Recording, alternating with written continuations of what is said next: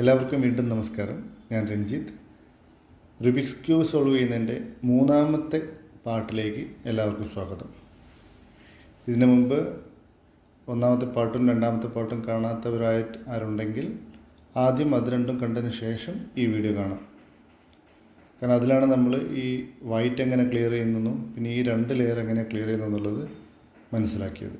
അപ്പോൾ അത് മനസ്സിലാക്കിയതിന് ശേഷം വേണം നമ്മളടുത്ത മൂന്നാമത്തെ സ്റ്റെപ്പായ യെല്ലോ സോൾവ് ചെയ്യുന്ന സെക്ഷനിലേക്ക് വരാം. അപ്പോൾ ഈ സെക്ഷനിൽ നമ്മൾ ചെയ്യുന്നത് യെല്ലോ സോൾവ് ചെയ്യുക എന്നുള്ളതാണ്.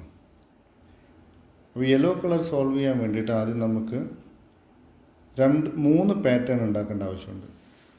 ഒരു പാറ്റേൺ എന്ന് പറയുന്നത് ഒരു ജെ മാർഗിലുള്ള ഒരു ജെ ആകൃതിയിലുള്ള ഒരു പാറ്റേൺ നമുക്ക് യെല്ലോയിൽ ആദ്യം വരുത്തണം.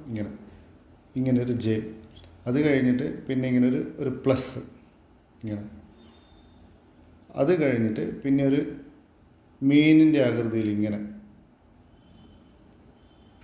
ഇത് മൂന്നും പിന്നെ ഇവിടെ ഒരു വാലും, ഇങ്ങനെയായിട്ടുള്ള മൂന്ന് പാറ്റേൺ ആദ്യം ഉണ്ടാക്കണം. എന്നതിന് ശേഷമാണ് നമ്മളത് അടുത്ത മൂവ്മെൻറ്റ് വരുമ്പോൾ അത് ഓട്ടോമാറ്റിക്കായിട്ട് എല്ലാം ക്ലിയർ ആവും. അപ്പോൾ ഓരോന്നോരോന്നായിട്ട് നമുക്ക് നോക്കാം. ജെ കിട്ടാൻ വേണ്ടിയിട്ട് ആദ്യം ഒരു മൂവ്മെൻറ്റ് ചെയ്യണം. ആ മൂവ്മെൻറ്റ് എങ്ങനെയാണ് ചെയ്യുന്നതെന്ന് ഞാൻ കാണിച്ചു തരാം. അതൊന്ന് സ്ലോ ആക്കിയിട്ട് 2-3 പ്രാവശ്യം കണ്ടു കഴിഞ്ഞാൽ നിങ്ങൾക്ക് മനസ്സിലാവും എങ്ങനെ ചെയ്യുന്നത്.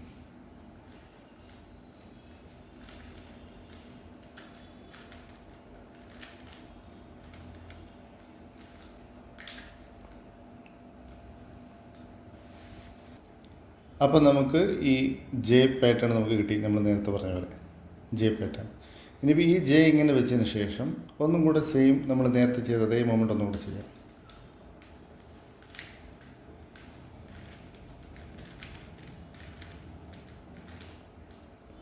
അങ്ങനെ ചെയ്തപ്പോൾ നമ്മൾ നേരത്തെ പറഞ്ഞ പോലെ പ്ലസും കിട്ടി നമുക്ക്. ഉണ്ടോ പ്ലസ്? ഈ രണ്ടും നമ്മൾ നോക്കണ്ട, ഇതിവിടെ വന്നാലും ഇല്ലെങ്കിലും നമുക്ക് നടുക്കിൽ ഈ പ്ലസ് കിട്ടിയോ നടന്നു. ഈ പ്ലസ് വന്നു. ഇനിയിപ്പോൾ അടുത്ത് എന്താ ചെയ്യേണ്ടതെന്ന് വെച്ചാൽ ഇതിൻ്റെ സൈഡിൽ യെല്ലോ കളർ എവിടെയുള്ളതെന്ന് നോക്കുക. ഇപ്പോൾ ഇതിൻ്റെ ഈ സൈഡിൽ 2 യെല്ലോ വന്നിട്ടുണ്ട്. ഇനി 2 അല്ല, ഒരെണ്ണമാണെങ്കിലും കുഴപ്പമില്ല. അപ്പോൾ ഇവിടെ വരുന്ന ഈ സൈഡിൽ വരുന്ന യെല്ലോ നമ്മളുടെ ലെഫ്റ്റ് സൈഡിലേക്ക് ഇങ്ങനെ വയ്ക്കുക, ഇങ്ങനെ ലെഫ്റ്റ് സൈഡിലേക്ക്. എന്നിട്ട് ഈ അടുത്ത മൂവ്മെൻറ്റ് ചെയ്യുക. ഇത് വേറെ മൂവ്മെൻറ്റാണ്, നേരത്തെ ചെയ്ത പോലത്തെ മൂവ്മെൻ്റ് അല്ല. അത് കൂടുതൽ ശ്രദ്ധിക്കുക.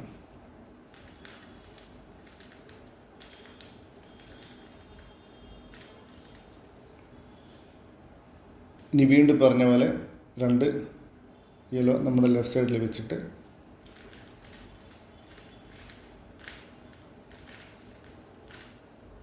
ഇങ്ങനെ മൂവ്മെൻറ്റ് ചെയ്യും.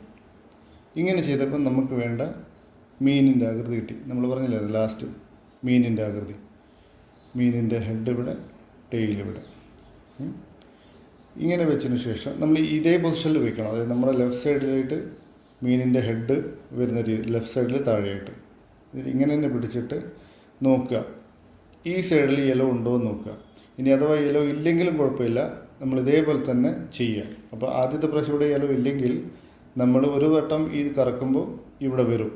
അതുകൊണ്ട് ഞാൻ ഒന്നുകൂടെ ചെയ്ത് കാണിച്ചു തരാം. ഇപ്പോൾ നേരത്തെ പറഞ്ഞ പോലെ യെല്ലോ ആണിത്. യെല്ലോൻ്റെ മീൻ വന്നു, പക്ഷേ ഇവിടെ യെല്ലോ ഇല്ല. യെല്ലോ ഇരിക്കുന്നത് ഇവിടെയാണ്. അപ്പം നമ്മൾ ഈ പറഞ്ഞ മൂവ്മെൻറ്റ് ചെയ്ത് കഴിയുമ്പോൾ യെല്ലോ വരും അവിടെ.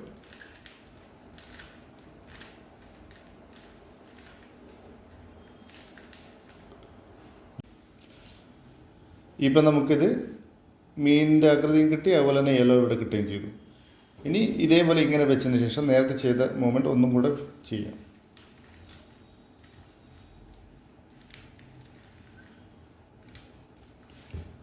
ശരി, ഇത്രയേ ഉള്ളൂ. അതായത് നമുക്ക് ഇവിടെ ആ മീനിൻ്റെ ആകൃതി ഇവിടെ യെല്ലോ കിട്ടിക്കഴിഞ്ഞാൽ അടുത്തൊരൊറ്റ മൂവ്മെൻറ്റ് കൊണ്ട് നമുക്ക് ഫുൾ യെല്ലോ ക്ലിയർ ആയി കിട്ടും.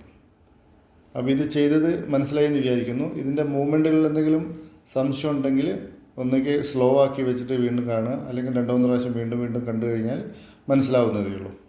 ഇനി അടുത്തതിൽ നമ്മൾ ചെയ്യാൻ പോകുന്നത് ഈ 4 മൂലകൾ ക്ലിയർ ചെയ്യും. അതിനുശേഷം ഈ 4 സെൻട്രൽ പീസ് കൂടെ ക്ലിയർ ചെയ്ത് കഴിഞ്ഞാൽ കംപ്ലീറ്റ് ആയി. ഇനി ഒരു സ്റ്റെപ്പും കൂടിയേ ബാക്കിയുള്ളൂ. അത് നമുക്ക് അടുത്ത വീഡിയോയിൽ കാണാം. Thank you.